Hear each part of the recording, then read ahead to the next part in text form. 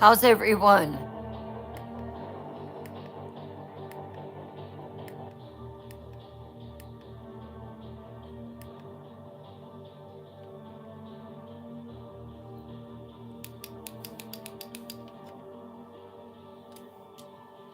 Now I'm gonna turn on the lights.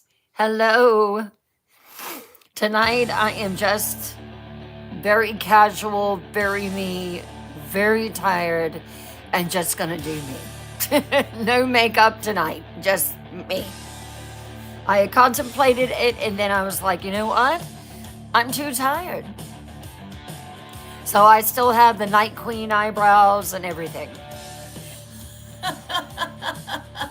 I'm just like, nope, not doing it, not doing it. Aw, thank you. You're so sweet. You know how it is, ladies. It's like sometimes you're just like, I don't think so.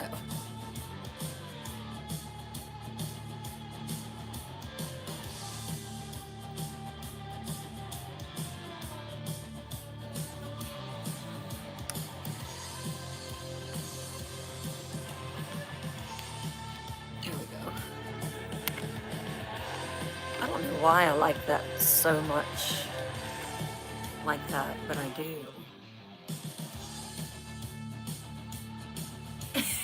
Exactly, Diana. I'm just like, I don't want to.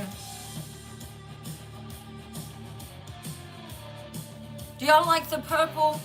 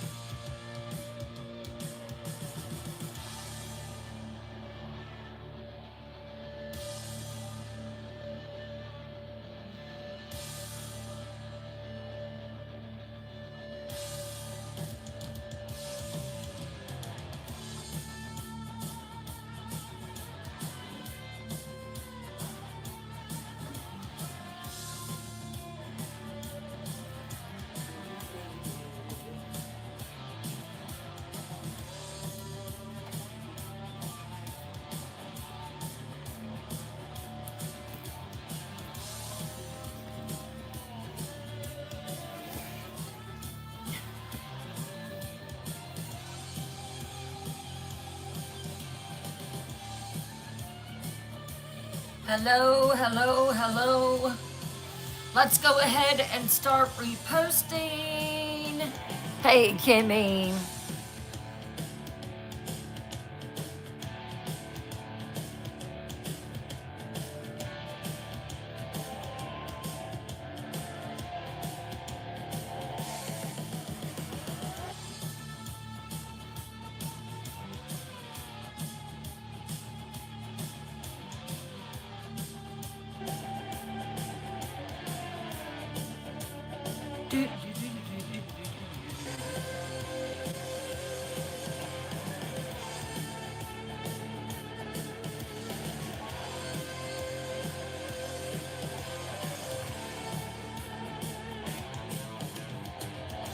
Hello, hello, hello. Welcome to Paranormal Files Live. Tonight is night 2 of Robert the Doll. And I have to be really, really honest. I am just overwhelmed by the responses to the content that Julie and myself and X and Kimmy post. So many responses. Thank you all so much for getting behind case number 4 of Robert the Doll. Thank you. Hey, Palm. Hey, Shirley. Hey, it's just me. Hey, Allie, baby.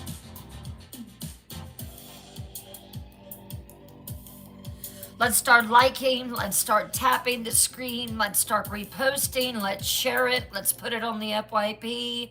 Thank you so, so much. Hey, Tara.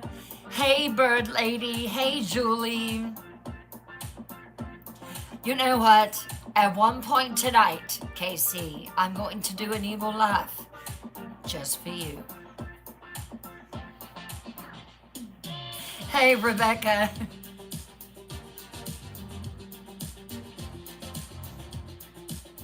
Hello. Hey, Pamela.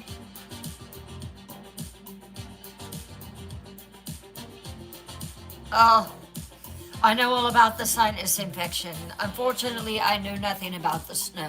If you want to send some of that my way, I would be grateful. Hey, Andrew. Hello, Goddess Lovely. How are you? Hey, Jess. Thank you, Rebecca. I didn't even bother fixing it today. I just took it, put a barrette in the back of it, and pulled it away from my face. They do an amazing job. 12 inches. Oh, Diana, I would take it. I haven't seen snow in 7 years.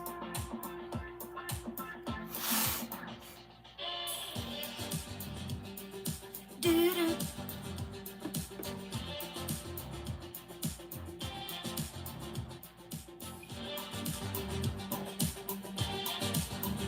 It's not fun. I just want to build a snowman. Who wants to build a snowman with me?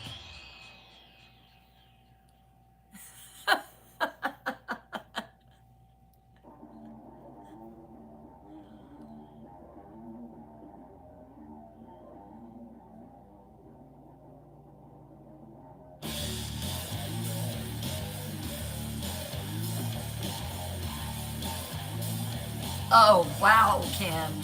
That is crazy. Let's start sharing. I'm going to start tapping. Get some likes for myself.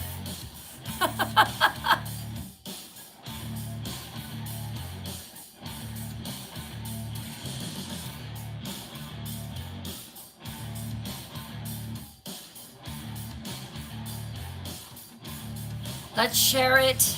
I know everybody has one person that they can share this live with. Some have 5, some have 10, some have 15, some have 20. Wow, Shirley. I'm jealous. Hey, Peanut Butter Booty, welcome in. How are you?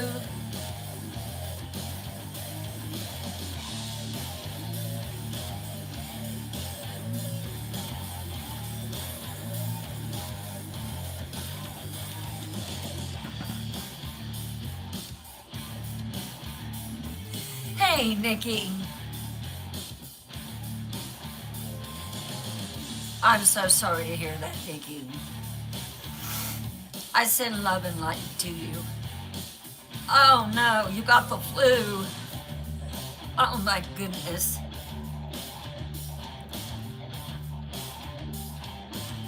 Rebecca, thank you for sharing with 5 or more friends. Thank you.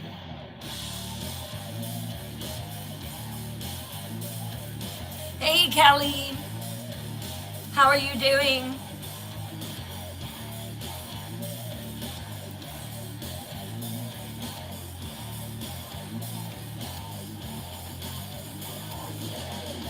Hi, Geronimo. You're welcome, Nikki.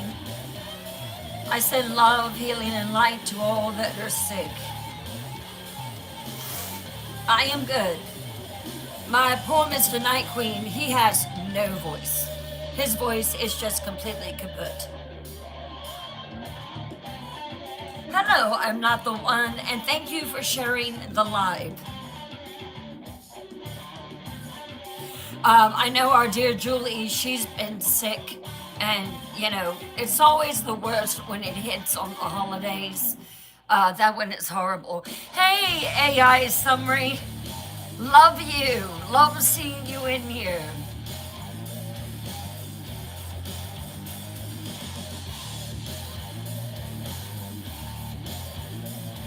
Yep. Kelly, you watched my live for 400 minutes. Thank you. Thank you. I love it when it gives us a notification on that. It did that with Andrew the other night. So thank you so, so much. Who is ready for Robert the Doll?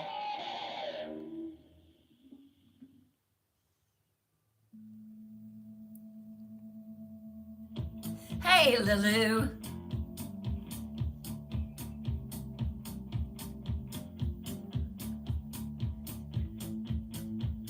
Awesome.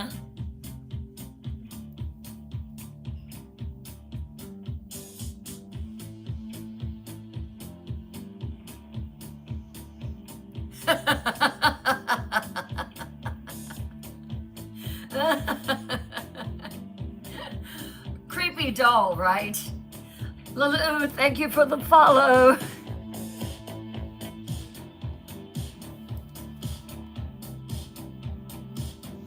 Oh, this one's even better.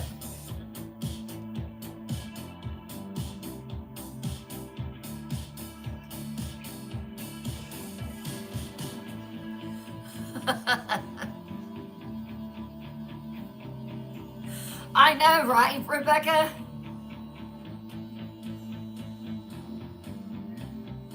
That's Robert. So, I was reading some extremely chilling stuff today about him. And,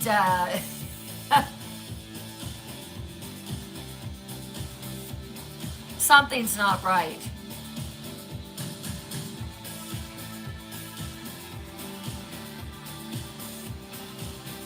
Right, Lulu? You'd be surprised. You would really be surprised on who would.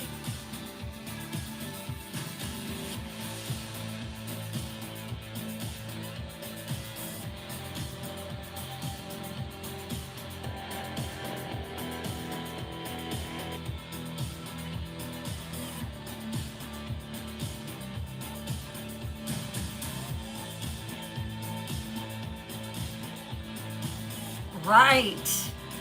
Exactly. Hey, Zoe Ann. Thank you for the daily heartbeat. Yes, please don't forget to send your daily heartbeat and your Go Popular. That actually helps you as well.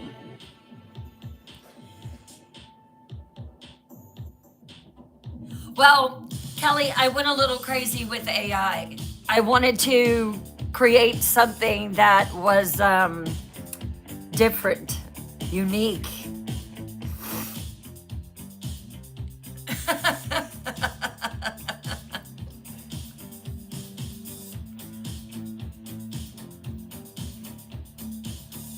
Hello, Martha Reagan. How are you?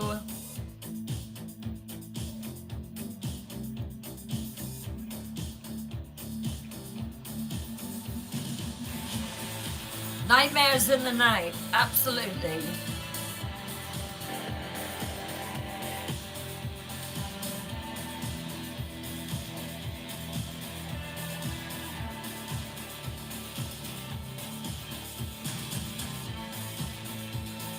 Welcome in, seekers.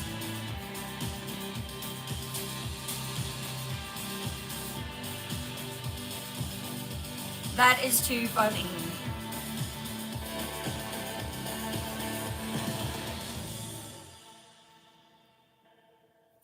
Two minutes.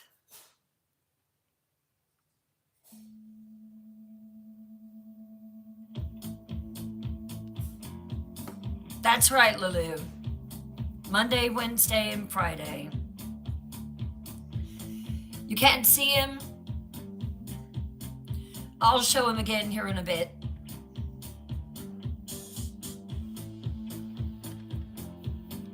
Hey, Kimberly.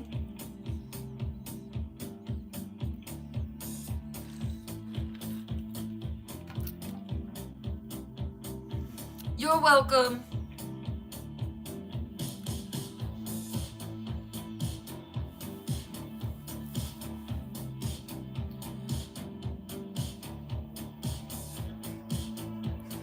I would go.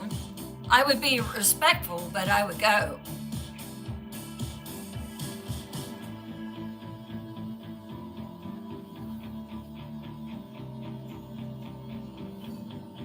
Hey, Sandy's mama. Oh, I love it. I love the call out by Andrew. Thank you.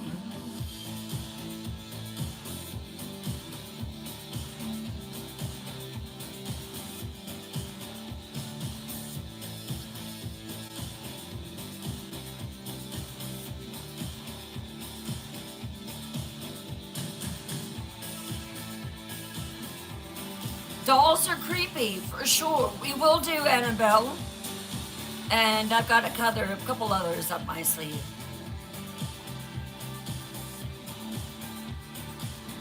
Let's get it to 40. Let's get 40 people in here.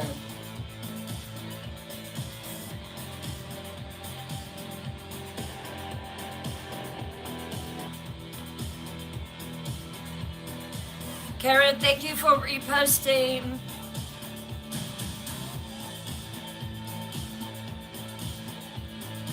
I am tapping this screen to get more in. Thank you, thank you.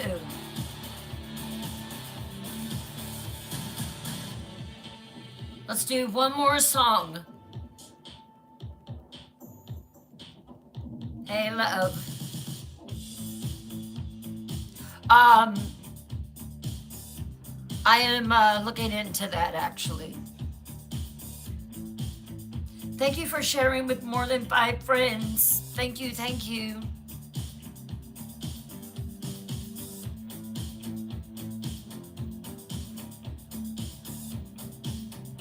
Now I'm tapping with 4 fingers.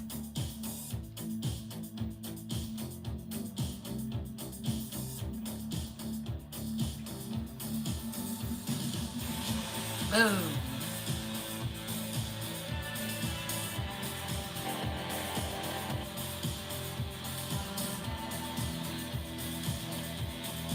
Paul, thank you.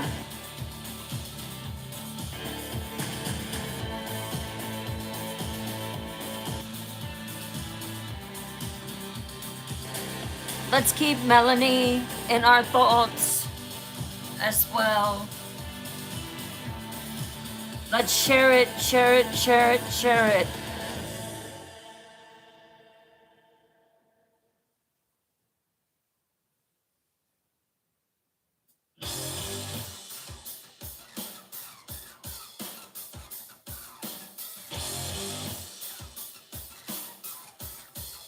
I would call that paranormal. Yes, ma'am. That's what I was going to go back through and look at. Did I see the Bermuda Triangle?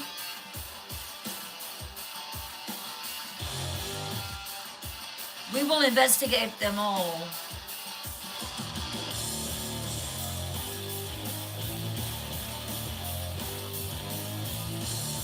Hello, to tweet to believe. Oh, I love that. Lulu, thank you.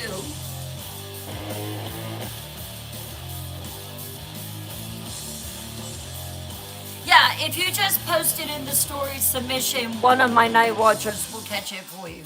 We've got to come up with a name for the mods in Paranormal Files Live, don't we?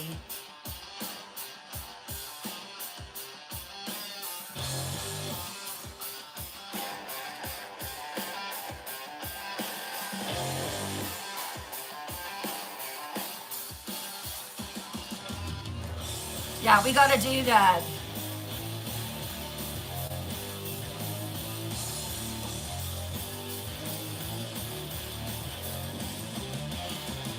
Is Robert the Doll paranormal?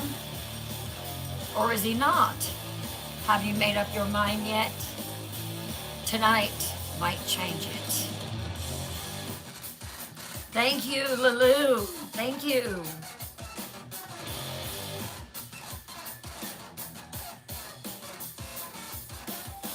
Nikki says, yes, he is.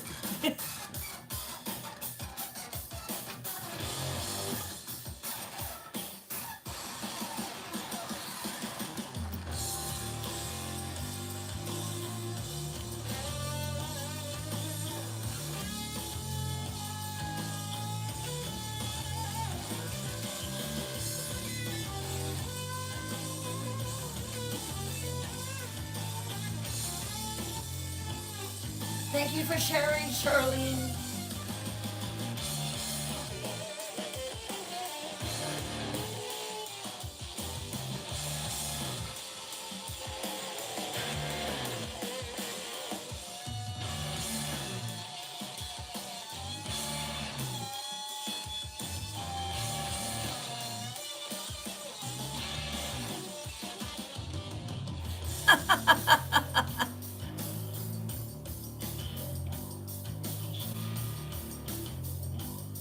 Hey, X. X is in the house.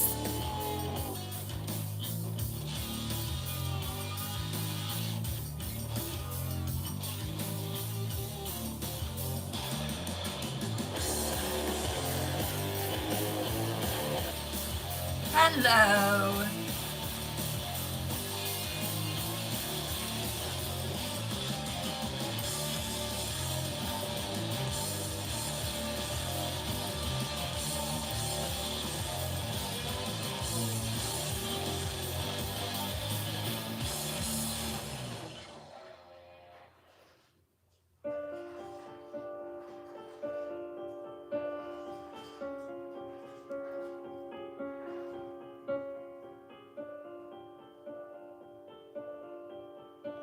Can you hear it?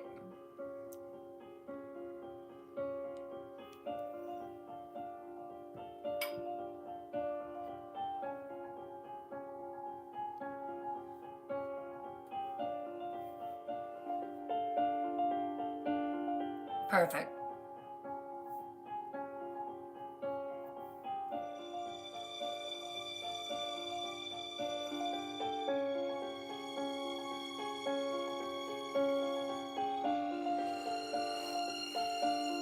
You hear the sound of footsteps climbing the stairs. A door creaking open.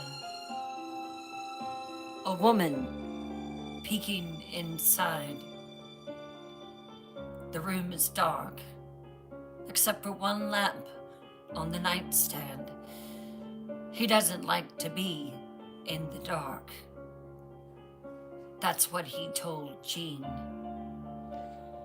The woman looks in and she's tired and she's bitter. Her husband of 44 years is about to pass away. She walks over to the bed and looks at the doll in the turret room. Her voice is tired, and she looks at him through eyes of fear and hate.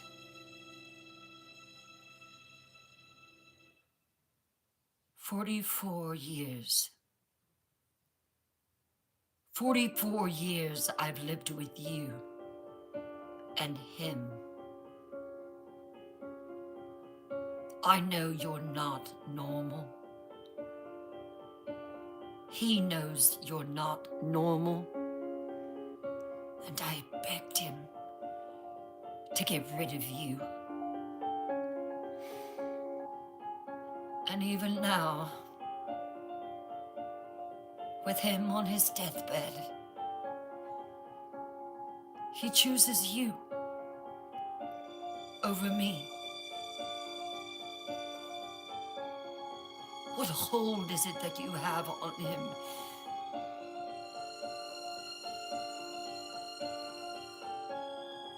When he passes, you're gone.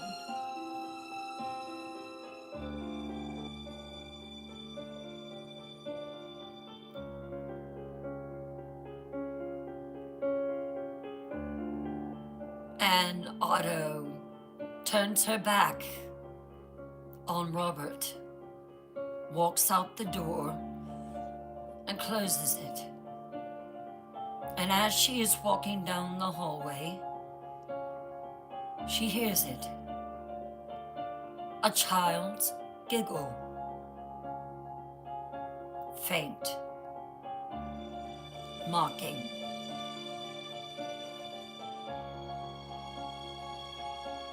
She turns back, walks down the hallway mad and angry, her hands balled into fist.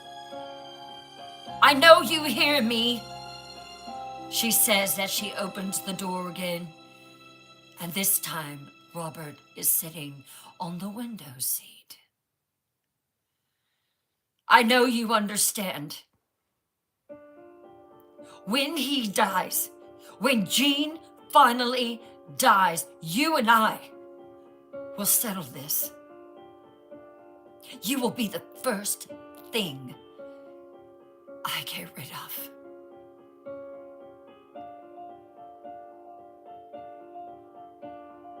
A rocking chair creaks, and Robert the doll tilts his head. Once, twice, glaring at Ann Otto with those black leather eyes.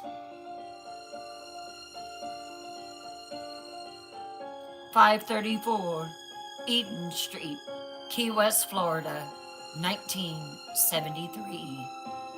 Ann Otto is 76 years old. She's been married to Gene Otto for 43 years.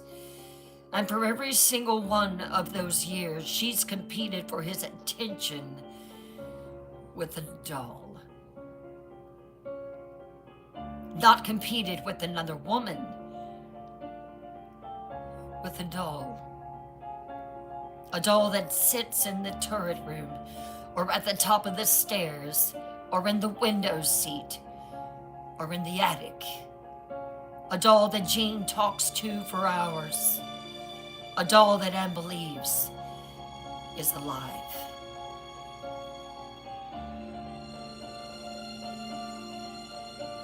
Gene has been diagnosed with heart disease. And in just a few days, he will be dead. And Ann will finally be free of him. But will she be free of Robert? Welcome back to Paranormal Files Live. I am Bryn Morgan. I'm a horror author, and I am also fascinated with the paranormal. I like to debunk it, prove that it doesn't exist, but sometimes it proves me wrong. Monday night, we investigated Robert's origins, Gene Otto's childhood obsession, the neighbor reports, the nightmare incidents. Tonight on night 2, we investigate what had happened when that obsessed child became an obsessed adult. Tonight, we're covering Gene and Ann's 44-year marriage with Robert, Gene's death in 1974. What happened to Robert after Gene died? The families who found Robert in that house, chilling, and how Robert ended up in a museum. But tonight is about Ann Otto's nightmare and the residents of that house. Living for 44 years with a husband who loved a doll more than he loved her. Welcome back, seekers. Time for roll call. Were you here Monday night? If you were, drop it in the chat. If you're new and your first time jumping in, let us know that you're new. And where are you watching from? What is your location? I'm in South Carolina, but we have people all over the country and the world.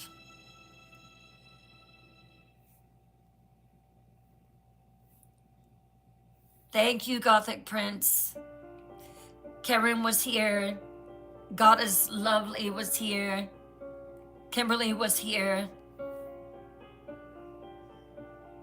Michigan, Arkansas, Alabama, Sandy's mom, Shirley Thurlby. Everyone, welcome back.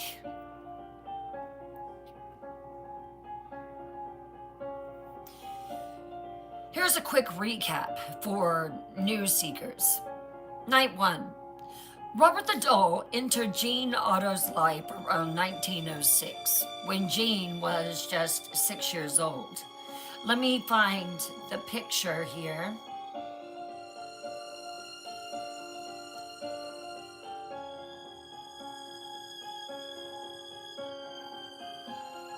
Look at this adorable little boy.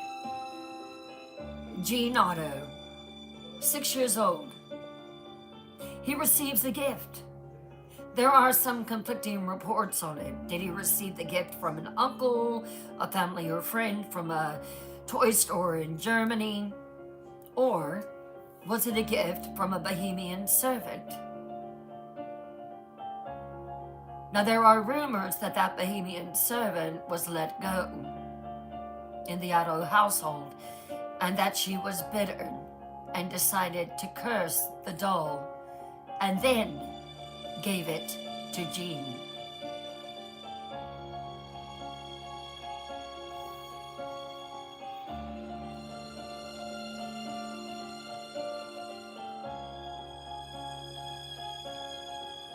This is also Jean, the human Jean, Robert Jean Otto, 6 years old. He liked to wear sailor suits.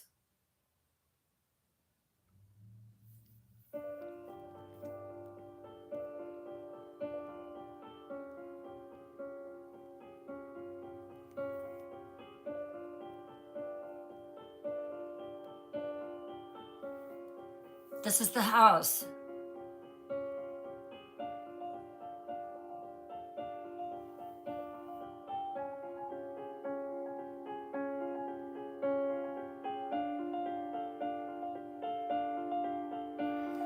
Beautiful. Key West has some of the most beautiful architecture. This is the turret right here. This is where neighbors said that they would walk by and see Robert the Doll move from window to window. Isn't it beautiful?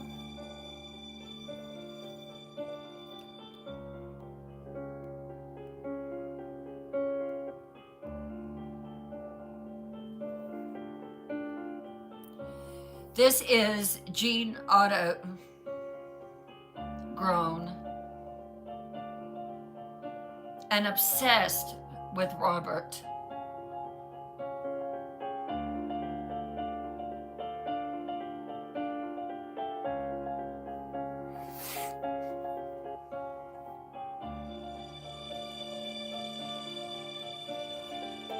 When Jean received the doll, he developed an intense attachment. For his entire childhood, Jean talked to Robert. Now, one thing that is clear is that before this happened, Jean was referred to as Robert. But as he began to develop this relationship, if you will, he insisted that Robert the doll wanted to be the only one called Robert, and that he would revert back to his middle name, which was Jean. For his entire childhood, Jean talked to Robert up until he was 8 years old.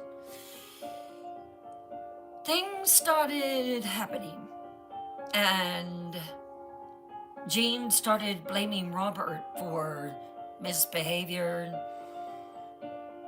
He ended up having to give up his own room to give it to Robert because Robert wanted the bigger bedroom with the windows that looked out on the street. Neighbors reported seeing Robert the doll move in windows, his head, his hands. In 1930, Jean married Anne. And Anne met Robert and immediately hated that doll upon sight. But Jean, no matter how much that Anne fussed, refused to get rid of Robert. I've had him since I was a boy, Anne. I'm not going to get rid of Robert. Tonight we follow those next 44 years. Jean and Anne, Robert in the turret room, and what happened after Jean died. Before we begin, I really thought about this, and that's why I'm posing this question. If you were married to someone who prioritized a doll over you, what would you do? Drop it in the chat. Would you leave? Get a divorce? Move out? Give him an ultimatum? Mere the doll, bud. Tolerate? It's just a doll. I mean, just get over it. Or destroy it. The doll has a accident.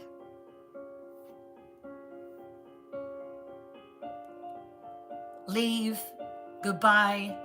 I was married to someone who prioritized his Harley more than me. Oh my goodness, Andrew. Julie says definitely divorce. Peanut Butter Booty says between hubby and doll, I'll go with doll. Jackie O'Connell, hello and welcome. Kim says leave and not look back. Peanut Butter Booty says married, never again. So yeah, I kind of expected that to be the case. I know for a fact that I would not stay with someone who chooses something else over me. Mystic says leave. Hey, Mystic. Turtle Woman. I would definitely find an accident that would take care of that doll. Amy says the last one. LOL. Karen says no way in heck. I would leave. I would probably give an ultimatum and then I would leave. So I'll leave it at that. And tried ultimatums. She pitched fits. She threatened that she was going to leave, that she was going to go back home and live with her parents. And still, Jean chose Robert. And she ended up tolerating it for 44 years. She must have really loved Jean. She never left. She never destroyed Robert. Let's find out why. 1930. Jean Otto is age 30, handsome, brings his beautiful new bride in home to 534 Eaton Street. And Robert is waiting in the turret room and is about to begin a 44-year battle that she can never win. Anne has been in the house for 3 days, and she loves it. But after day 3, she begins to hear sounds from the 3rd floor. Footsteps, that child's giggling.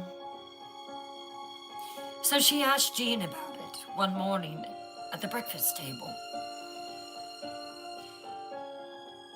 Jean, darling, do you hear that? It sounds like a child playing upstairs. Jean is smiling as he takes a sip of his coffee. That's just Robert, darling. He's happy you're here. Anne, confused. Robert? Your doll?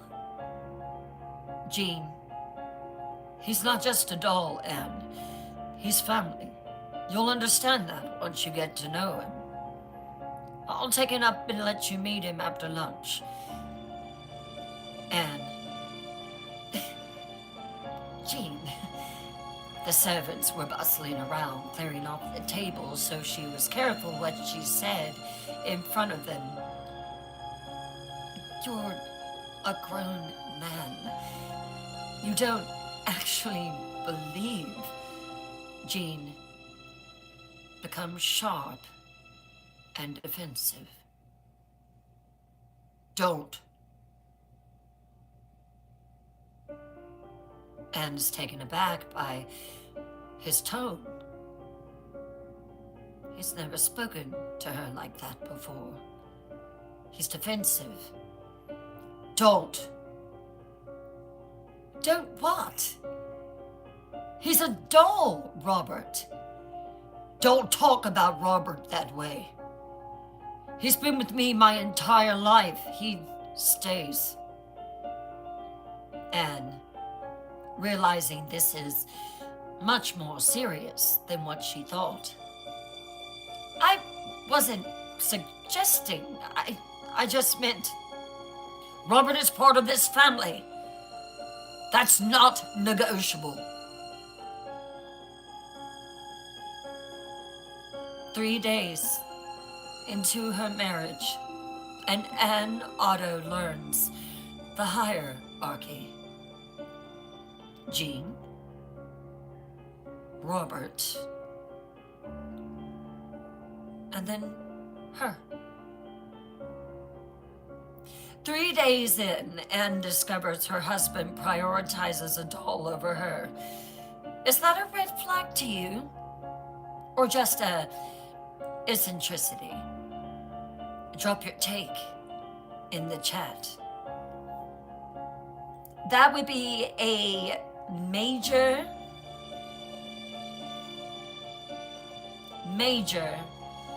red flag for me. But what about you? A really big red flag. Kim says, Rebecca says a red flag. Palm says a red flag. Peanut Butter Booty says, see it. Sunny's mom says, major red flag. Andrew says, yes. XXXXXX. Definitely. Yeah, that is a major red flag. And most of you were going to say that, and I knew that. But remember, this is 1930. Women don't easily leave marriages like they do today. Most women just put up with it because that's what they were required to do. Marriage wasn't perfect. You had to work at it. And leaving certainly wasn't going to solve anything. Divorce is scandalous. And not only that, with both of them being extremely wealthy, financially devastating. Anne is trapped. She could go back home, but she would face ridicule from her father, as she did for most of her young life. When she married Jean, it was to a respectable man. She couldn't leave him.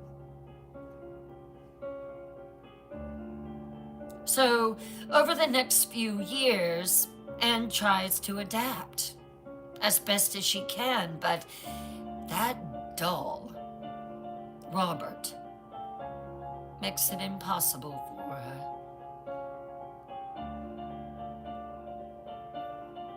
These are the incidents that happened between 1930 and 1935.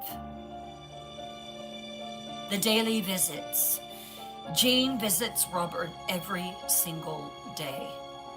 Goes to the turret room after breakfast, stays for an hour or more. Sometimes Anne will follow him up the stairs and listen at the door and hears real conversation. Talks to Robert like he's a person. Said one time she heard Robert say, I don't like her. And then heard Jean say, she'll come around. She just has to get used to you. Anne feels like she's competing for her husband's attention with a doll. The locked door incident. Anne locks Robert in the turret room. She's had enough. She's tired of the footsteps. She's tired of the giggling. She's tired of knocks on her walls. She's tired of it. She's tired of him moving from one position in the house to another. So, she takes Robert by the arm, drags him up the stairs, and locks him in the turret room. She's had enough. She goes to the market, returns home, and guess what? Robert is sitting on the living room couch. All doors still locked. Jean wasn't home. Jean is furious at her for moving Robert when he finds out. She insists that she didn't. The next incident takes place at the dinner party. It was 1933. Anne and Jean were constantly hosting friends. Jean insists on showing them Robert. He's proud of him. Multiple guests report feeling uneasy in the tour room as they stared at the doll. One guest swears up and down to Anne that Robert's eyes followed her as she walked across the floor to the window. And some of those guests never returned.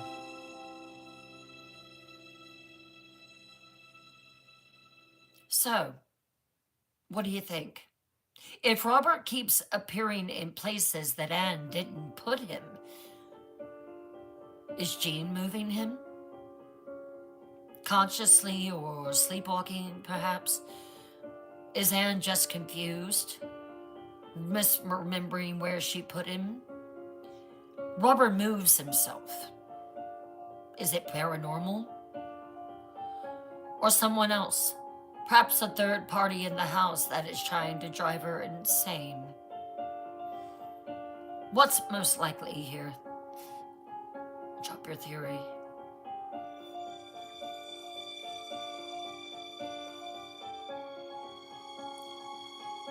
Rebecca says, no, absolutely not. Bonnie Laz, thank you for the repost. Yeah, she would shame her family. So that's why that she didn't leave. Shirley says, I sure wouldn't come back. Kim says, guess the guests knew something was most differently wrong with that doll. Bonnie Les, how is it impossible that a place like Key West wasn't talking about the weird doll? Nope, he moves himself paranormal. Mystic says paranormal. Karen says paranormal.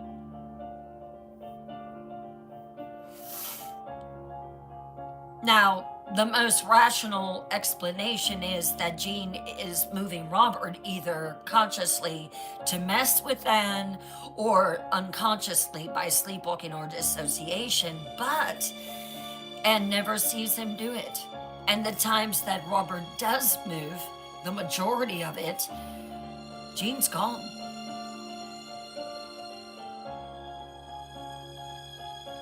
And he looks genuinely confused when she accuses him of doing it.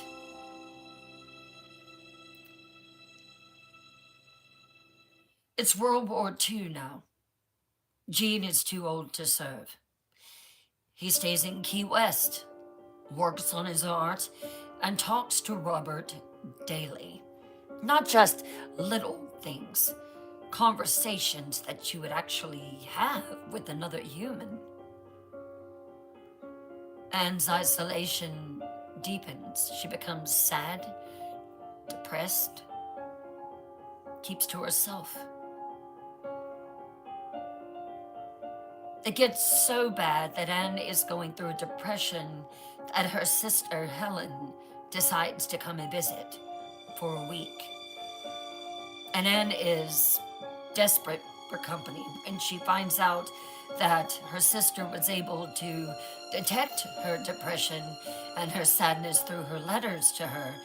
She tells Anne, I'm coming for a week to stay with you. She's someone who understands.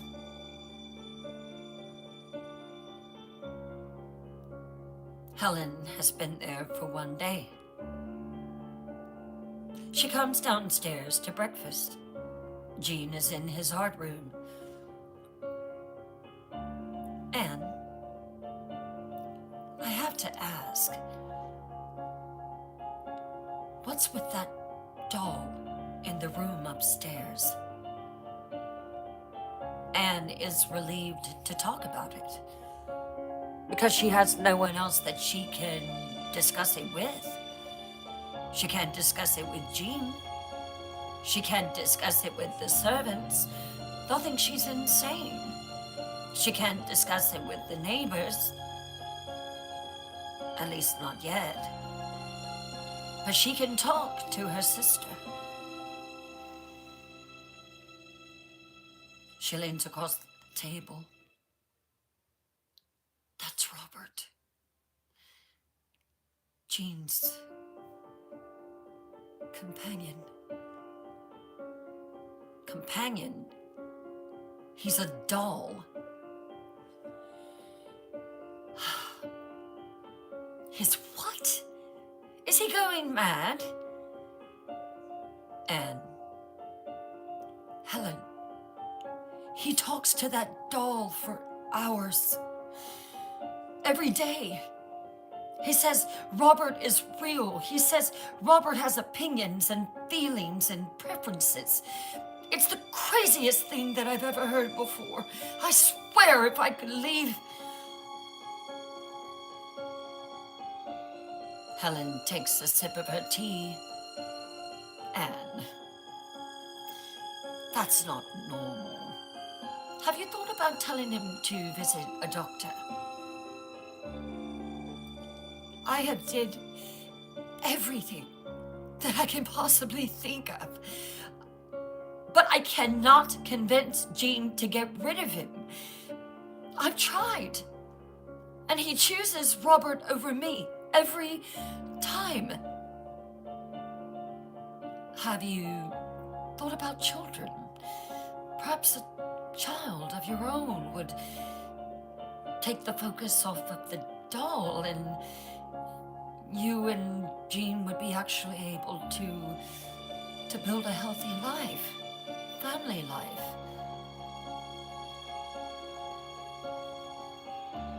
I don't think I can have children. And I don't think Robert cares that I can't.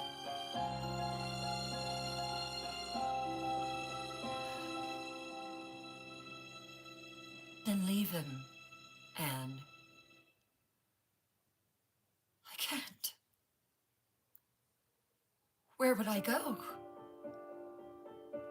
What would I do? I'm almost 40 years old with no income of my own. I'm stuck. I can't go back home. She waits with desperation for Helen to suggest her coming to live with her. But Helen has her own family, her own children. So no offer comes. That second night, Helen sleeps in the guest room, 2 doors down from Robert's turret room. At 2 a.m., Helen wakes screaming. Helen. She runs down the hallway and pounds on Anne's door. He was standing in my doorway. That doll, he was standing there. Anne. She's looking at her sister. Helen, what? I woke up and my door was open. And there in the moonlight, I saw him standing in the doorway. Just standing, watching me with those button eyes and that horrible smile. Jean comes out of his studio then. What is all this nonsense that I am hearing? It's nothing, Anne says. Yes, it is, Helen says. That doll is possessed, Robert. He's possessed. He was standing in my doorway.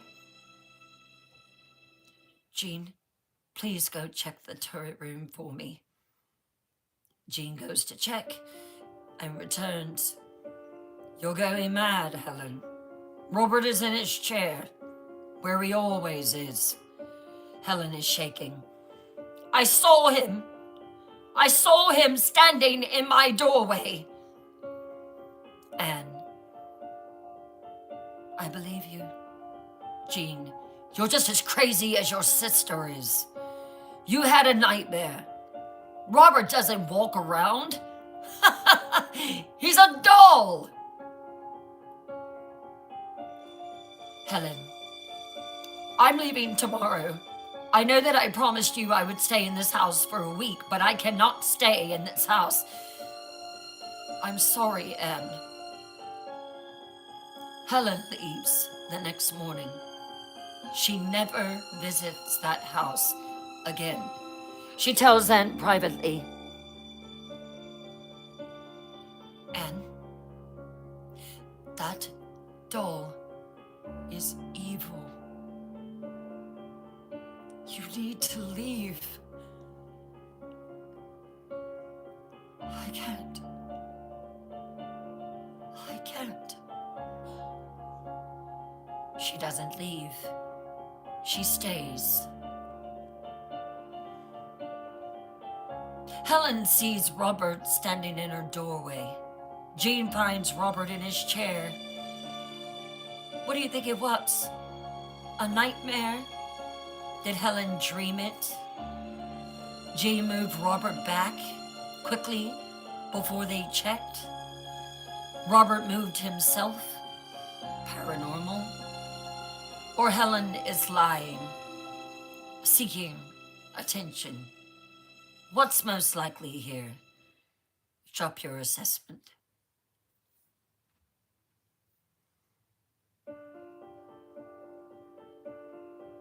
Paranormal? Shirley, nope, he moved himself. Kim, Helen didn't dream if he was there in the doorway. Palm, Robert is moving on his own. I think so.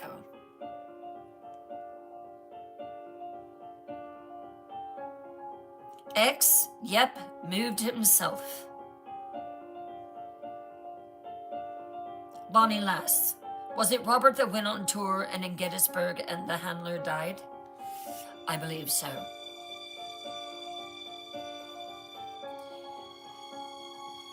Helen had no reason to lie. She wasn't seeking attention.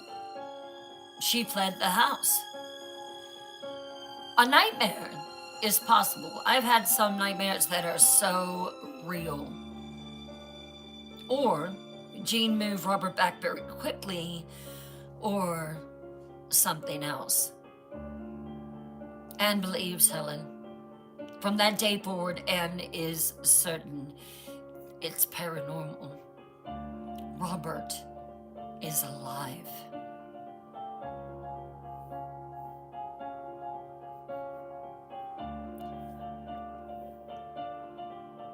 Oh, that was Annabelle. Okay.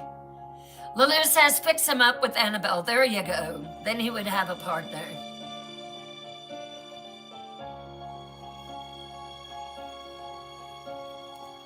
I'm leaning toward the paranormal.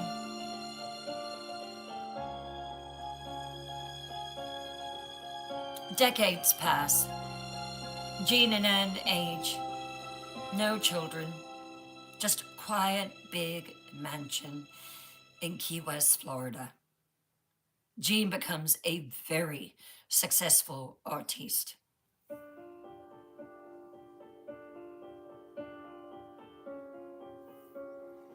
The house fills with his paintings, not the sound of grandchildren or laughing, giggling. Their legacy, no. They hear giggling, but it's a doll. Robert, Anne says. Their life looks normal from the outside, but inside it is turmoil. Because inside that house, there's only one ruler, and that is Robert. Key incidents. The portrait, 1950. Jean paints the portrait of Robert, hangs it in the living room, and absolutely hates it. She takes it down multiple times, but it always ends up reappearing in the same room, propped up against the wall. and Jean hangs it back up. Eventually, she just gives up on it, and the doll ends up hanging permanently on the wall. The Delivery Man, 1952. Delivery Man brings a package one day. While he's standing in the foyer with Anne, both hear child's laughter from upstairs. Now, the delivery man comes by quite a bit, and so he says, "Oh, have children in the house, do you?" It is clear, it is distinct, it is playful. And Anne looks up the stairs. No. No children. I thought I heard no children.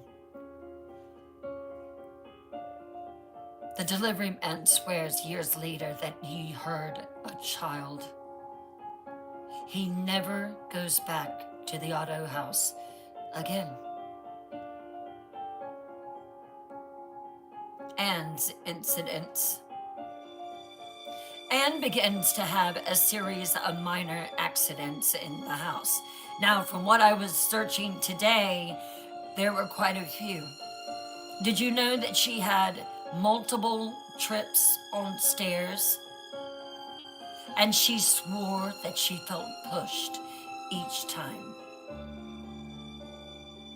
She cuts herself in the kitchen because she sees a shadow in the kitchen against the wall. And when she turns from slicing an apple, she slices her hand. She falls off a ladder while handling some Christmas decorations. She swears up and down to her servants that the ladder was shaking from the bottom. Each time she's alone in the house, except for Robert. As they became older, they let more of their staff go, so it was very minimum, and they would leave just before night. She told Jean, "I believe that Robert is trying to hurt me." She told Helen the same thing. The window sightings. Neighbors continue reporting Robert in different windows in the house. Morning turret room, in the afternoon the second floor bedroom, evening in the attic. No one admits to moving him, not the servants, not Jean. And this happens for decades. For 35 years, neighbors report seeing Robert in different window seekers. The same window moving phenomenon from Jean's childhood continues into his adulthood. This suggests what? Jean has gone completely mad and he is moving him, maintaining the illusion that Robert is alive. Anne is moving him. She's gone completely batty and off her rocker. Maybe she's the one that's moving Robert. Robert moves himself. Paranormal. Neighbors are mistaken, seeing things that aren't there. Drop your theory in the chat.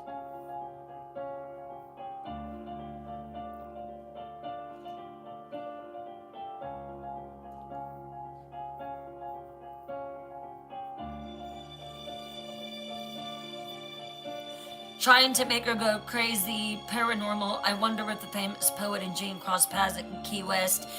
Ernest Hemingway, I believe they did. Karen, my apologies for interrupting. What is the address in Key West again? 534. Hold on. 1 second. Let me see if I can find it again. I have to scroll up a little bit.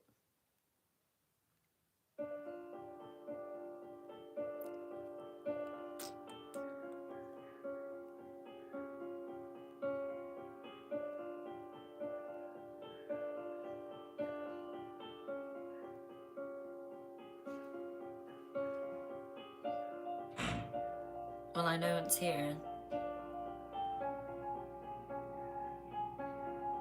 534 Eaton Street. Kim says, I would have left the house. X says, oh man, I'd be scared to death. Shirley says he is trying to hurt her. Lalou says, spirits, inhabitants, Roberts.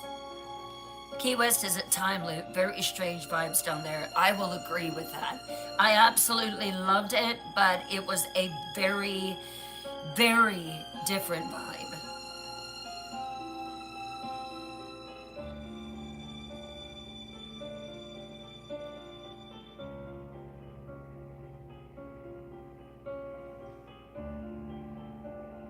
The window sightings are considered to be the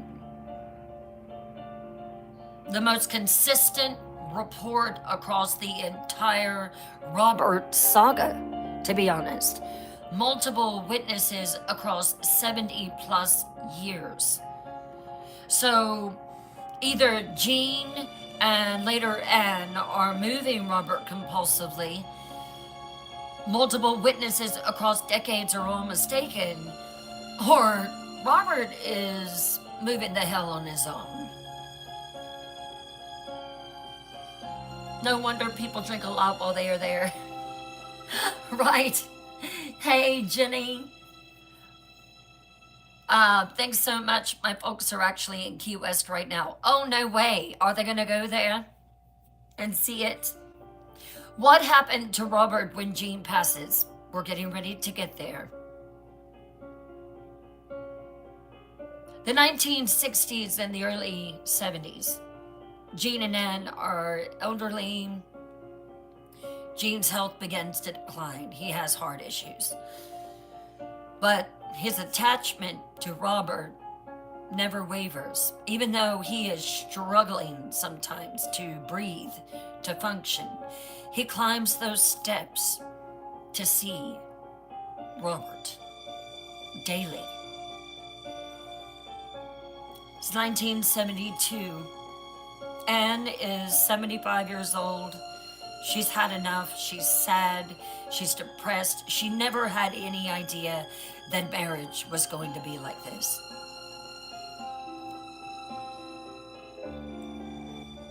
Jean is going downhill. She walks in one last time, sits down. Jean, I'm asking you one last time. It's me or the doll. Choose. Jean, who is 72, and he's very frail, but he still has his firm moments. He says, Anne, don't do this. Anne, 42 years, Jean. 42 years I've lived in this house with you and that doll. I've tolerated him. I've endured him. I'm asking you now, will you get rid of Robert? For me, I'm scared of him. Jean struggles to take a breath.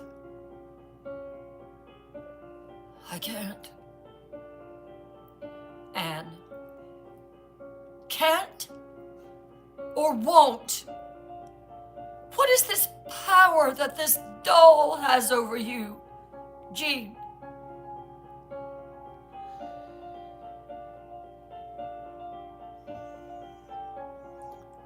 Robert needs me. He's been with me my entire life, since I was a boy. I can't just abandon him. Anne, he's a doll, Jean. I am your wife. Jean, you just don't understand what he means to me.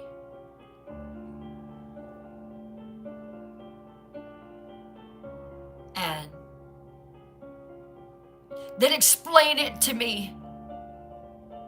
Make me understand why a doll matters more than I do. You have sacrificed so much for that doll, Jean. Jean is quiet.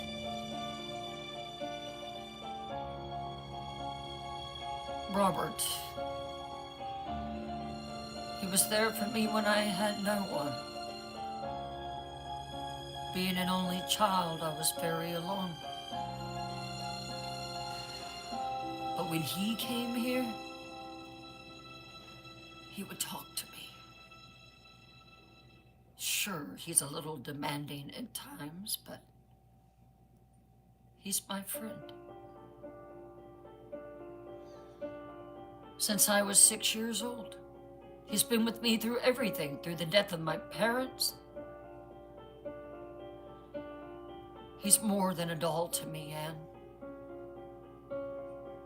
And when I leave, and it will be soon, do not get rid of him.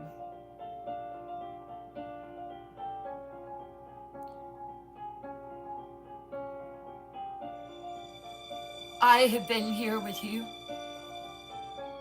all these years, and you have cast me to the side as if I do not matter at all to you. Jean takes off his glasses and hangs his head. He's unable to answer her. I see. Well, I've wasted 42 years. I once loved you. That faded a long time ago.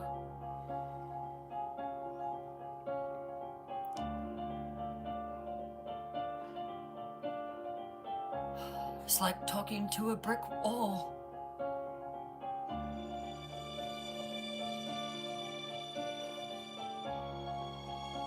She stands up.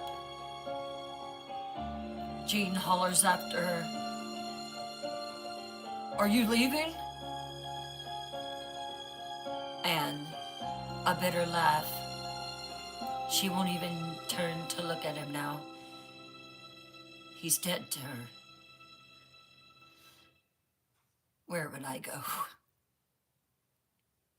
I'm 75 years old, about to turn 76. No, Jean, I'm not leaving. But I will never enter that turret room again.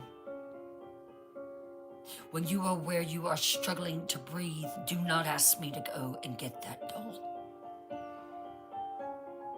I am having my bedroom moved downstairs. I will never acknowledge that doll again. Never again. You can have him, but don't you expect me to pretend that he's normal. From that day forward, Anne Otto never enters the turret room again. The door stays closed. But even if she is downstairs, she still hears the footsteps on the stairs at night. Still hears the giggling. She locks her door.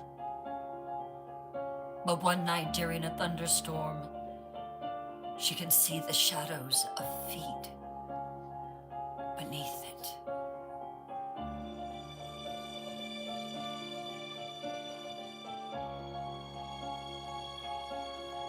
Jean has his servant to bring Robert down when he's not able to climb the stairs anymore. And when he does, Anne makes sure that she leaves the house. Jean chooses Robert over Anne numerous times, seekers, After 42 years of marriage, what does this tell us about Jean? Drop your assessment. Hello, Vicious Vix.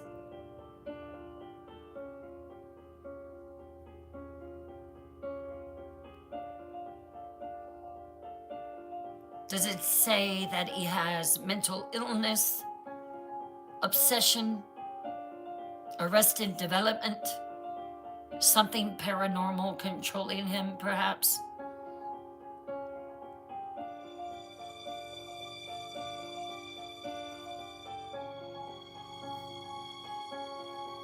Huge man baby that won't grow up. I love it. Loves a doll more than his wife. Sad.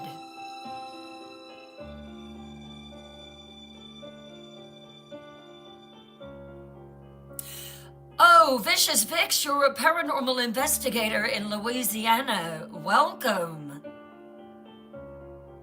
It's very sad. Shirley Thurlby, he is obsessed with him. Cross Lady, hello. Obsession and possession. I think he's clearly possessed. Clearly.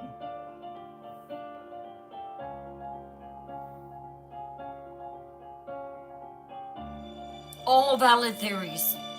Jean's attachment to Robert is pathological. Whether it's a mental illness, obsession, or something paranormal, it's destroyed his marriage. Can you imagine having to compete 42 years with a doll? Bonnie Lass says, agree with possession. We're going to stop there, take a 10-minute intermission, and when we come back, we're going to continue this case of Robert the Doll. I'll be right back.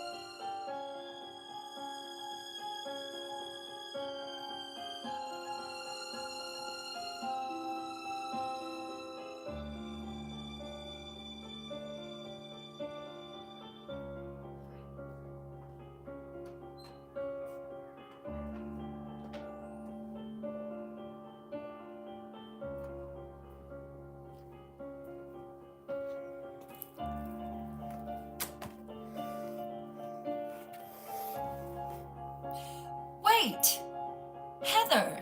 Is this Heather from Louisiana Spirit?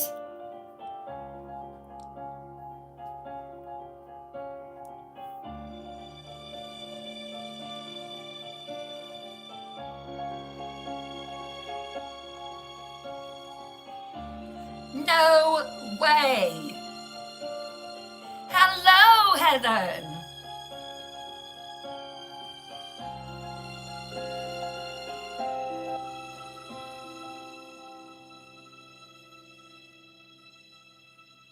Hello.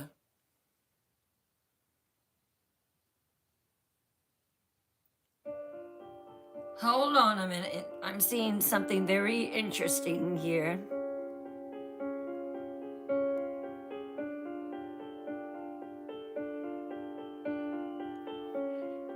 Heather,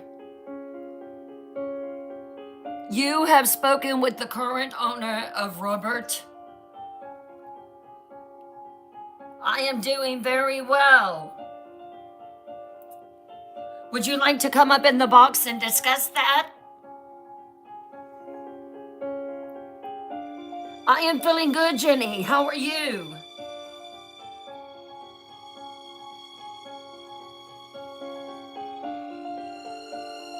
Let me know if you would like to. We would love to hear it.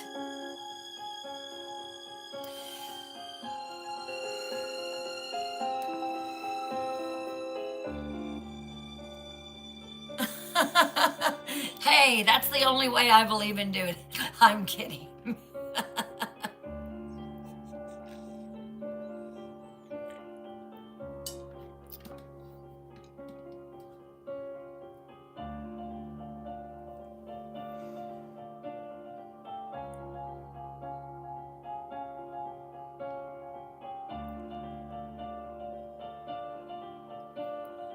Oh, wow, that is awesome.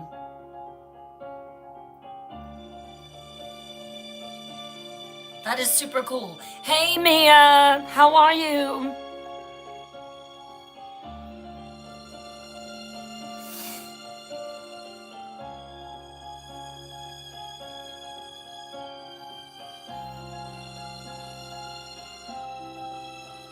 Really? That is so interesting.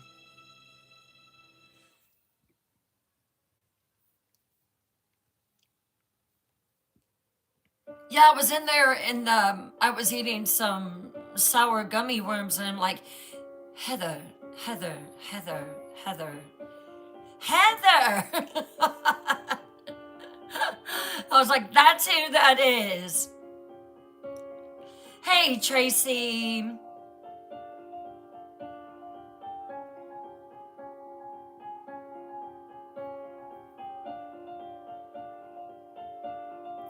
All right, you let me know if you want to come in and chat.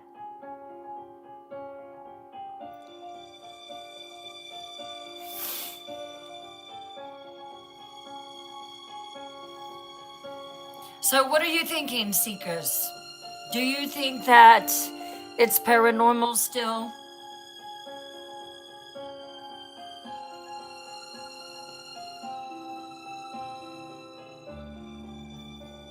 Hey, Jackie. Yes. Kim says yes. Vicious Fix says absolutely. Bonnie Les says absolutely. Palm says yes, definitely. Jenny says yes. Honey, what do you think? Do you think that he's paranormal?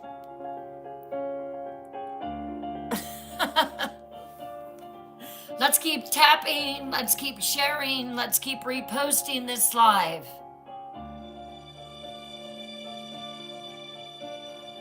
I did not set my timer tonight. Right. I really wish that I did know what the name of the entity is inside of him. Peanut Butter Booty says paranormal. Thank you for sharing the live. Just because we're like halfway through it doesn't mean that we can't still push it out. You know what I mean? Is Casey Asher in the audience?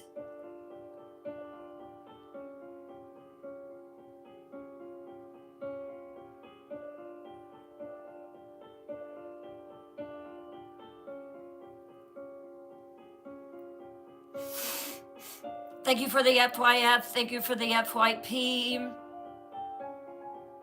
We'll do about 5 more minutes, letting people walk the dogs, get the chocolate.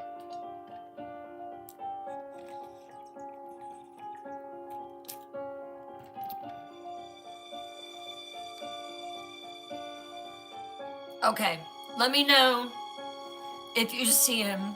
I promised him and he will laugh.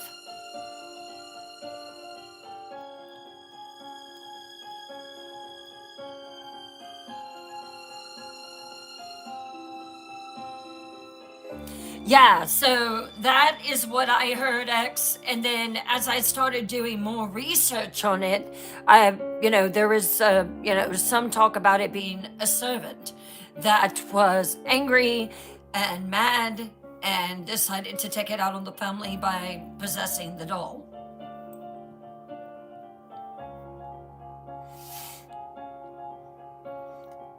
So then isn't it, Jenny? It's my favorite music. I absolutely love it, and especially for Paranormal Files Live. What was I going to say?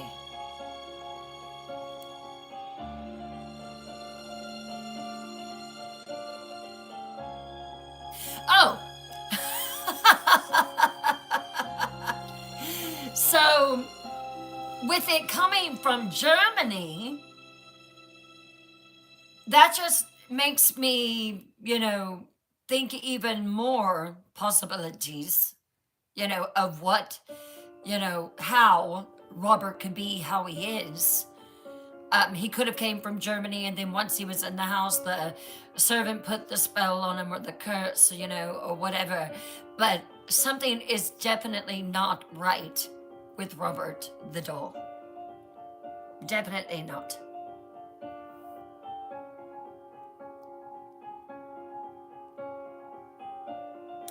Bonnie says a medium needs to investigate and ask Robert questions. Oh, thank you for the hot chocolate, Karen. Thank you.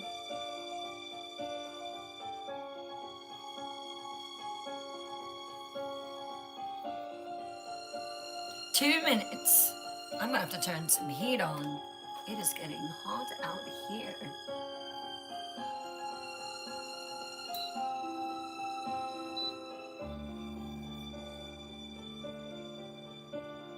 Thank you, AI summary. Love it. Whew. Cold. Uh-oh. I don't want that to happen. Ow. Ouch.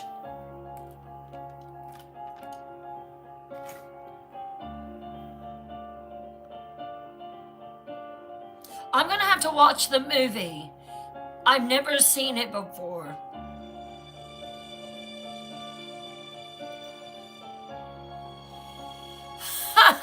So my Night Queen wig was close to the heater, and I just turned it on, and thankfully, oh, I'm so glad you like them. Thank you, Heather. So the wig was halfway on the heater, and I ended up moving it. It could have been, it could have been bad. You would have smelled burnt plastic. That is absolutely true, X. And Friday night, we are going to get into all of that, and it is chilling. Absolutely chilling. 1 minute. Thank you.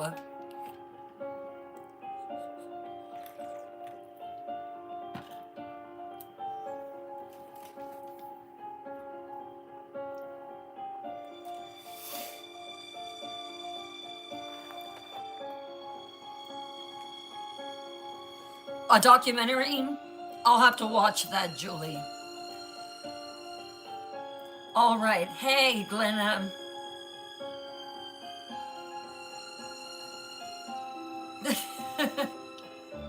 All right, let's get back into it. It's 1974. Gene Otto is dying. Heart failure has taken its toll. He's 74 years old and is at his bedside. But even when she is, Gene is asking for someone else.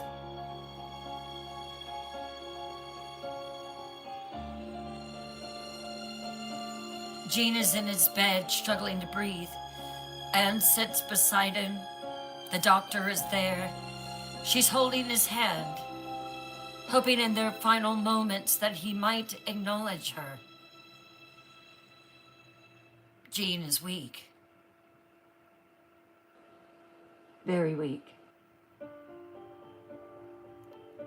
And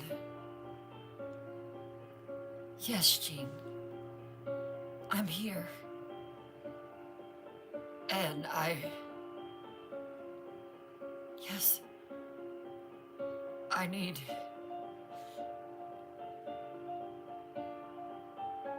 Robert. Anne breaks down. Tears are in her eyes. Gene, please. I'm here. Not Robert. Gene insists. I need to see him. Please, bring him to me. One of the family members says, don't worry. I'll go upstairs and get him and bring him to you. After 44 years of refusing to touch Robert, Anne goes to the turret room. He's passed now. And she just looks at the chair, looks at Robert, and she can swear that she sees a smirk on his face. Even in death, her husband chose him.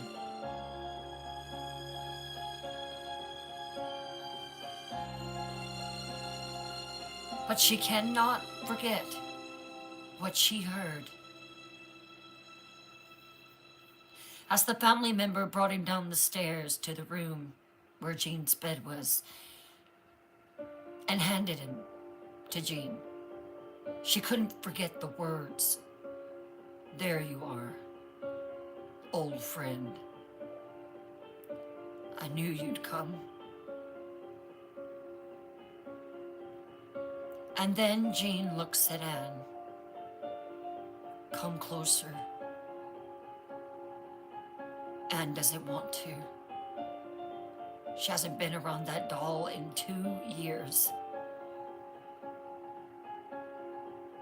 But this is his last moment.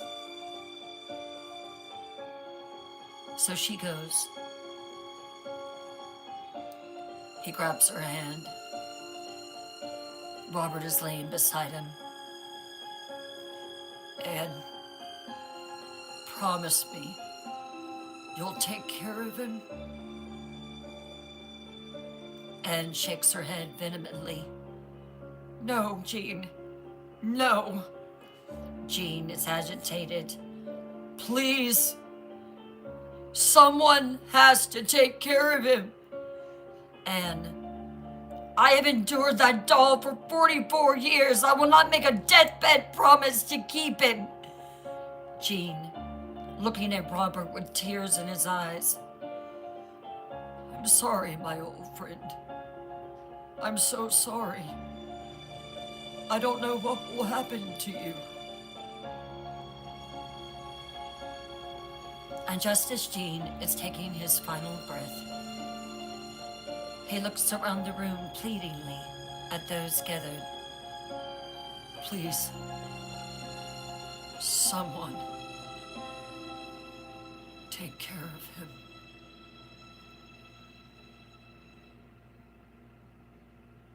Those are Jean Otto's last words. Not, I love you, to his wife. Not, I'm going to miss you. I'll see you on the other side. No, it's about Robert. Not words of comfort or farewell, just someone take care of him. Jean Otto passes away in 1974 at the age of 74. And Otto is finally free, except she's not, because Robert is still in that house. Here we go, seekers. Jean's dying words are to and about Robert, not to Anne.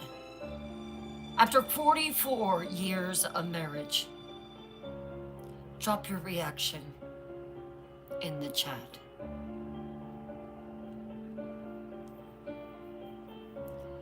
I would be angry. I would be sad. I would be hurt. I would be shocked. And I would just have so many different emotions running through me. Oh, wow. In the documentary I watched, the medium said she sensed multiple entities, but from where? One particular spirit was a man, and he was very angry.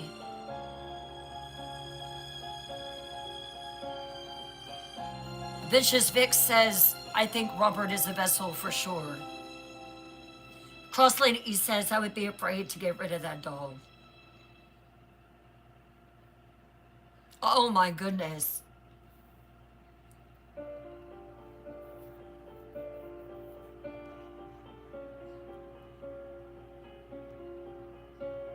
Wow. That is insane. Anne gave 44 years of her life to Jean. That is a lot of time. She gave her life to a man who loved a doll more than he loved her. That's not eccentricity, that's tragedy.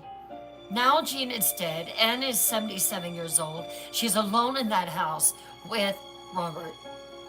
Just like someone said in the chat, the hell you say.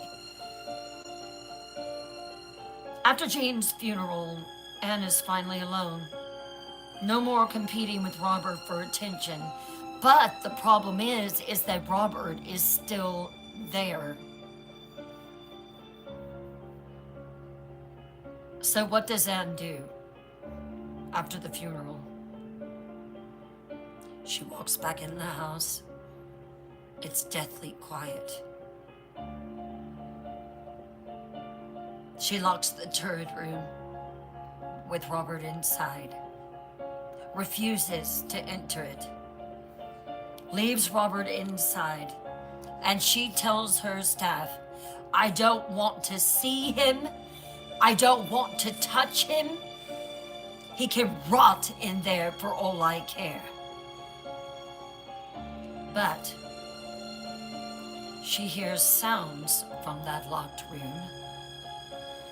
Footsteps, that creepy giggling, the rocking chair creaking back and forth, back and forth.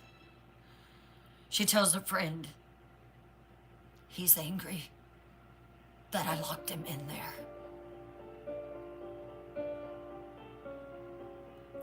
In 1975, Anne Otto, the widow of Jean Otto, tries to sell the house.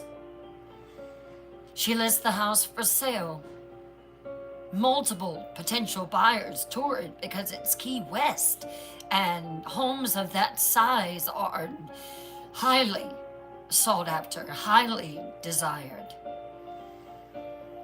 Several ask about the locked room when they go in. And Anne tells them, that's where my husband kept his doll. I don't go in there. Some buyers report hearing sounds from that locked room during the tour, giggling. The house doesn't sell. Anne's health begins to decline. She had moved downstairs permanently. She sleeps on a couch in the living room so she can have a view of the stairs. She tells friends, "I'm afraid of him." Rapidly, her health begins to decline. Friends worry about her. In 1976, Anne's health does not allow her to stay in that house.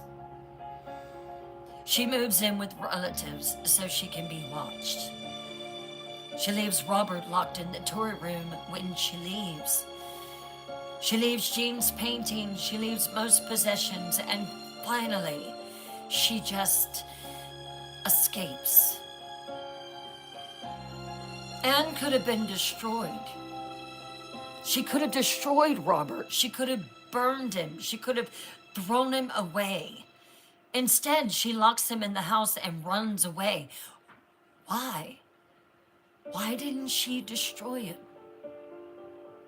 Drop your theories in the chat.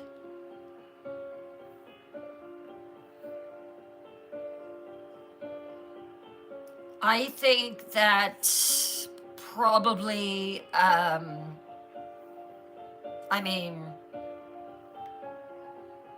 think she had a fear of him. I think she was deathly afraid of him. I think that, she knew, she truly did believe that this doll was alive. And she just locked him away in there and just fled. She didn't want to see him anymore.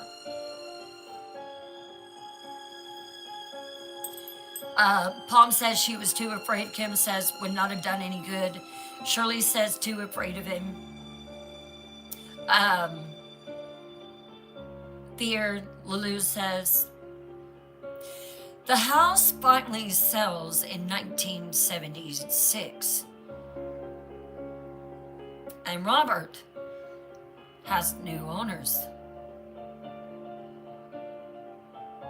Between 1976 and 1994, several families own 534 Eaton Street. Most find Robert, most experience something, and most want him gone. Let me walk you through the major incidents that happened from 1976 to 1977 with the Reuter family. The Reuter family buys the house. They have a 10-year-old daughter. They unlock the tour room and find Robert. Now, the mother's name was Myrtle. And when she unlocked the tour room, she sees this old sailor doll sitting on the bed like it's just been waiting. They have a 10-year-old daughter. Myrtle thinks he's charming, even though, he's a little worse for wear. He has holes in his leather face. The buttons are faded. He's cracked and aged in places, but she gives him to her daughter. Myrtle goes to her daughter's room and they are putting new bed sheets on the bed, and she says, "Look, honey, the previous owners left a doll for you." But the daughter looks at it and says, "Mom, he looks scary." And Myrtle says, "He's just old. He'll keep you company. Let's put him right here on your shelf." First night, the daughter wakes up screaming. She's screaming to the top of her lungs. Cowered in the corner of her room, "He tried to hurt me. The doll was on top of me." Her parents find Robert on the bed near the pillow. They left him on the chair across the room. before they left after saying goodnight to her. The daughter claims that the scratch marks that are on her arms, that they are something that Robert did to her. Fresh, red, 3 parallel lines. Her parents see the marks, but no explanation, and they say, no, there's no way that a doll did that. You did that. That was a nightmare. You were having a night terror. That's what it was. Over the next 3 months, though, the rooters found Robert in different positions every morning in the room, sometimes in the window seat, sometimes in the chair, sometimes on the bed. The daughter begins having nightmares every night. More scratches appear on her back and her arms. Family hears footsteps running across the floor, pounding from Robert's turret room. The daughter begs her parents to get rid of Robert. Something happened in that house. After 3 months, the rooters move out. They cite the doll as the reason that they did. And they leave Robert in the house. The next families are in 1977 through 1994. Multiple families over 17 years, simpler reports, but very simple and similar. I got that totally backwards. Did I say simple and similar enough?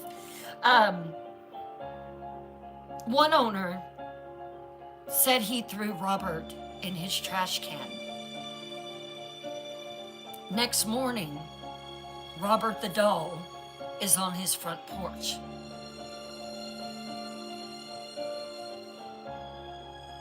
Owner tries again because this doll is really creeping him out and creeping out his wife, who is expecting a child.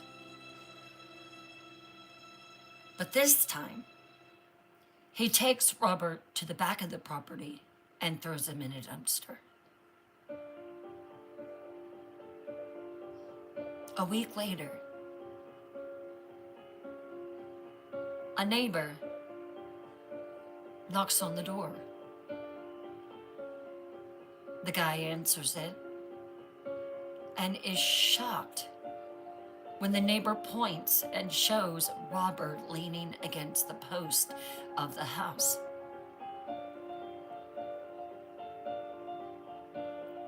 The owner gives up at that point, takes Robert the doll and locks him in the attic upstairs. Now, this is one of the creepiest things that I heard. So there was a fire. In 1985, there was a small, unexplained fire in the house. Started in the kitchen, no clear cause. Now, Robert had been moved down from the attic to a room that was beside the kitchen. It was small, it was cramped, it only had one window, and that window was high up. So Robert's room was nearby. Robert was undamaged from the fire. The children. Multiple families report their children are afraid of Robert through these years, won't go near him, have nightmares about him, beg parents to get rid of him. Multiple families, seekers, across 18 years report similar phenomena. Robert moving, children frightened. Robert returning when thrown away, unexplained sounds. A pattern or a suggestion. Drop your assessment. Julie says crazy. Hey, Firefly. Cross Lady says freaking me out. XJ Walker says OMG. OMG indeed. So, the consistency is striking. It's just striking here. Um, oh, a pattern for sure, Shirley says. Kim says, OMG, how scary. Um, so the consistency is striking here. Different families who don't know each other at all, don't know each other from Adam's house cat, report the same experiences. Either they're all influenced by the legend, the house has environmental factors that create these experiences, or something about Robert affects people consistently. What have you gotten us into, Bryn? He has claimed that house as his own. Oh, indeed. It would be time for me to stop, drop, and roll out of there quickly. Bryn, you need Robert over for a play date with Mary Catherine and Georgia Bell. Exactly. Influenced by the legend.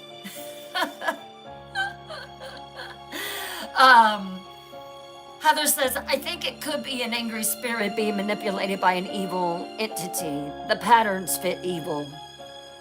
Karen, thank you for watching the live for 200 minutes. Thank you so, so much. So, by 1994, the current owners are done. They don't want to destroy Robert because he's historical. He was 1906 was when Gene Otto got him, and I believe that it was actually 1904 when the doll was purchased. So they don't want him in their house. So they donate him to the East Martello Museum, and the museum accepts. And this decision will change everything. 1994, after 88 years in that home, Robert enters public life. The East Martello Museum in Key West accepts Robert as a donation. They really think that he'll be an interesting local history exhibit, a curiosity. They set him up in a glass case, give him his own room, add a small placard with his history, and they wait for the visitors. What they don't expect is what happens next.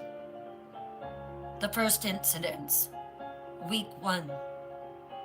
Robert is positioned in his case, facing forward. The next morning, Robert is facing the door. The case is locked.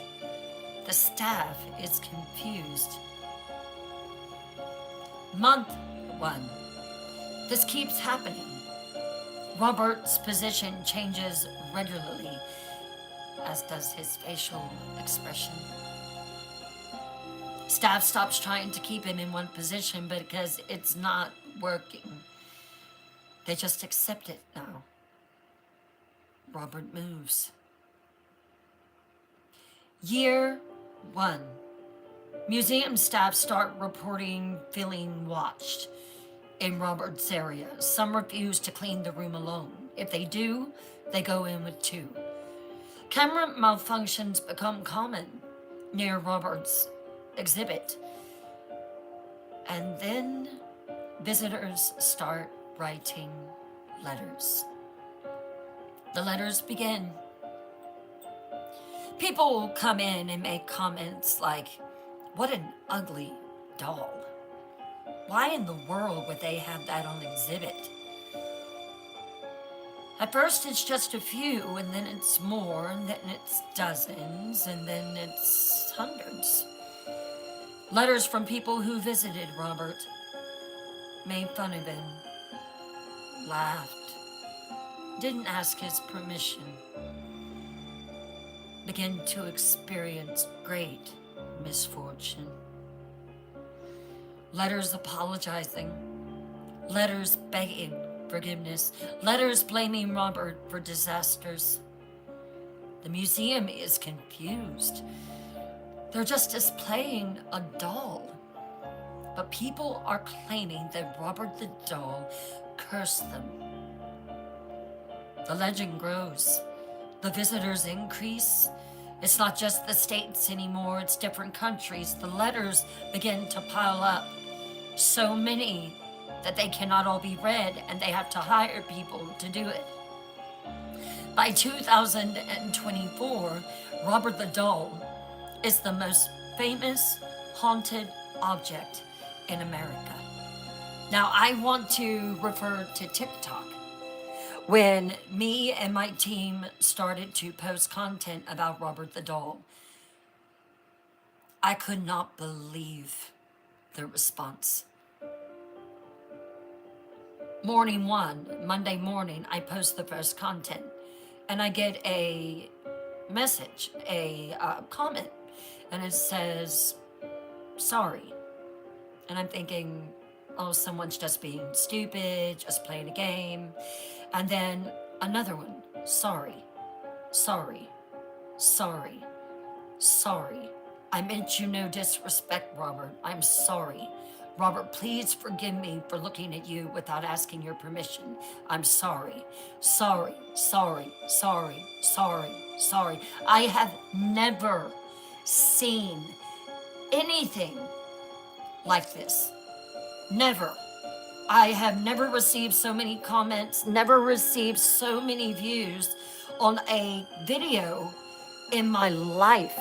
And I was just talking with one of my head mod, Julie. I was telling her today, I'm like, there is something about this doll that is, I think I used the word terrifying. It terrifies people. Robert has been in the museum for over 30 years. The cursed legend has exploded.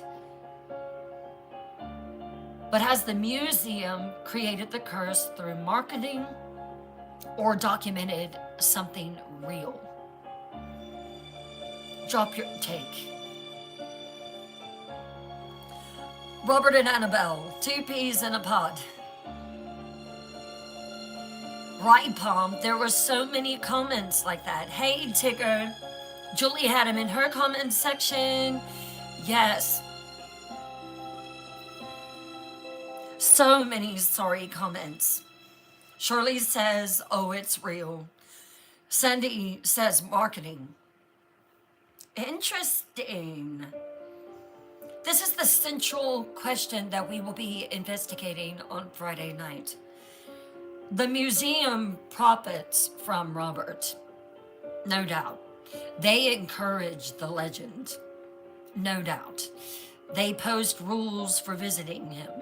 But the museum staff are genuinely frightened of Robert.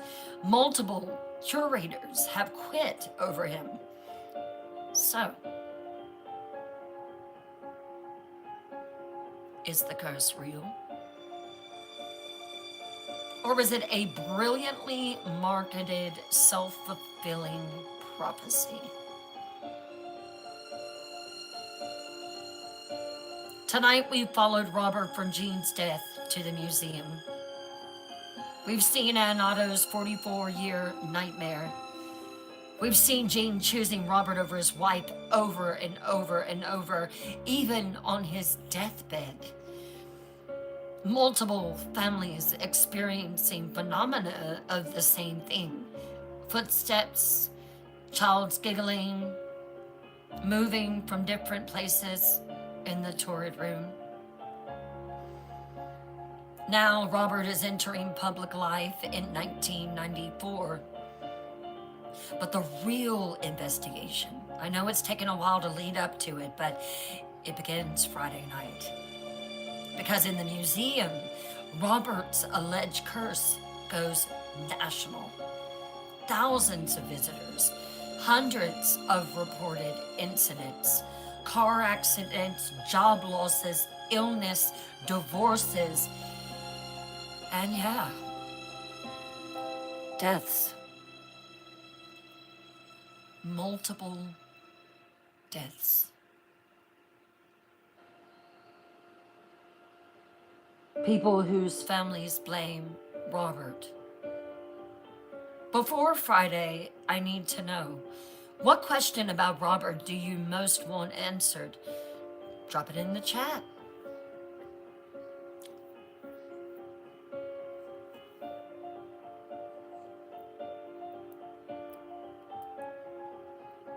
Thank you for joining us.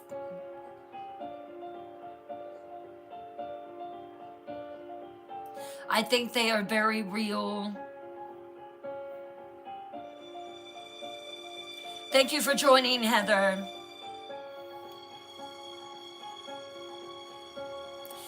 Friday night, we'll investigate the pattern of the curse, specific visitor incidents, the death attributed to Robert, the apology letters, and I will read actual examples of them, museum staff experiences, whether the curse is real or psychological. My final verdict on Robert the doll. So, after 2 nights, where do you stand? Is Robert haunted? Something paranormal? Not haunted? All psychology and legend? Or unsure? Need more evidence? Drop your current assessment.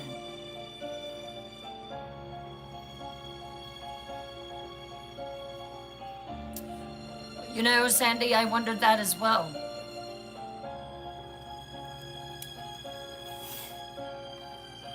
Palm says, Robert is definitely haunted.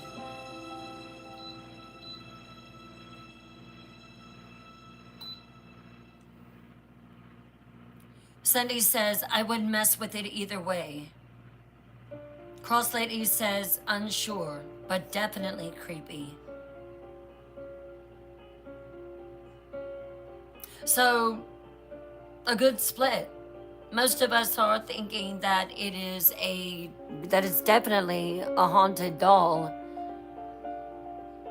Friday night, we'll examine the evidence that just might shift your opinion. Sandy says, I wouldn't give it any of my power. Goddess Lovely says, haunted for sure. Too Tweet to Believe says, it's haunted.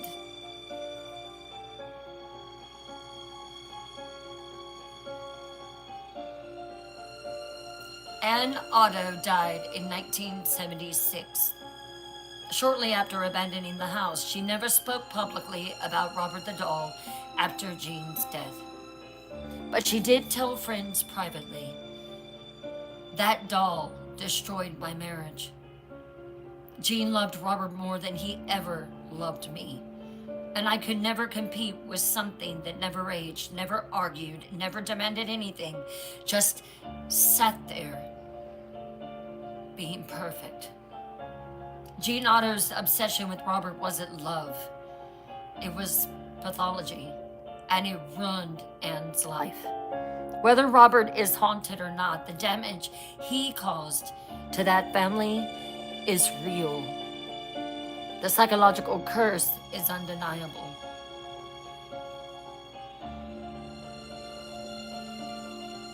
Absolutely, Too Tweet to Believe. Yeah, the museum definitely did mark it. It did. Sandy, thank you for the FYF. Right, Palm. It demanded Jean's name and his bedroom. Rhonda, I'm dying to hear from Heather. Me too! Julie needs to convince her to come back Friday night. Thank you for investigating with me tonight. Did Anne's story break your heart of what she had to go through with Jean? And drop an I if you'll be here for Friday night's conclusion. And drop a candle for Anne Otto. My heart truly goes out to her. Friday night, we will go over the museum curse, the deaths, the apology letters, and the final verdict. Until then, think about Jean and Anne. Think about obsession.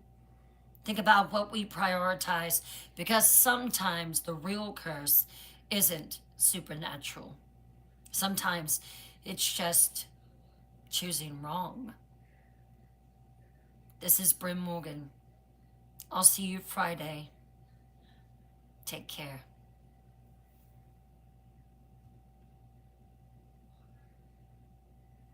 Bye, White Gentle.